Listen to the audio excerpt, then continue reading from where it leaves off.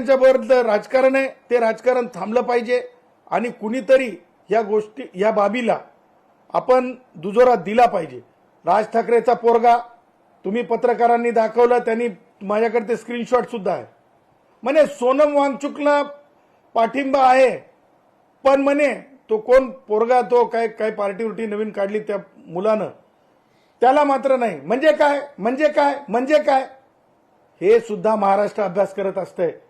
समाजशास्त्राचे विद्यार्थी अभ्यास करत असतात, राज्यशास्त्राचे विद्यार्थी अभ्यास करत असतात आणि त्याच्यामुळं आमच्याकडे म्हणतात की शेंबूड असं पुसता येणार आणि राजकारण करायला निघालास का रे भाऊ, असं म्हणतात. शेंबूड पुसता येणार आणि राजकारण करायला निघालास का रे भाऊ. त्याच्यामुळे माननीय मुख्यमंत्री महोदयांवर आपण त्या म्हणजे उंचीपर्यंत जाऊन टीका कराव्यात किंवा एखादा विषय तेवढा प्रगल्भ असावा, तेवढे आपल्याला त्याचं ज्ञानार्जन असावं. ज्ञानार्जन करणं काही चुकीचं नाही, परंतु चळवळीतून यावं लागतंय, चळवळीची माहिती असावी लागते, तेव्हाच होते.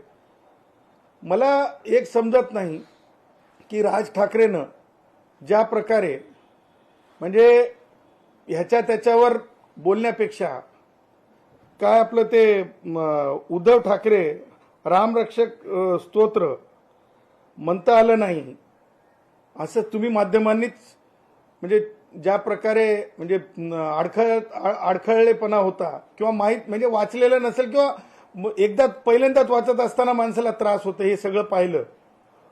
आता उद्धव ठाकरे नागपूरला जाणार आहेत, त्यावेळेस राज ठाकरेंनी हे स्वतःच्या भावाला आधी विचारून घ्यावं की भाई तू गृहपाठ केला की नाही, भाई तू गृहपाठ केला की नाही, भाई तू गृहपाठ केला की नाही नागपूरला जाण्याच्या अगोदर.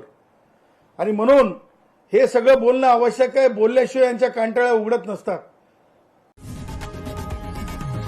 लोकशाही मराठी ऐका, पहा, जागरूक रहा.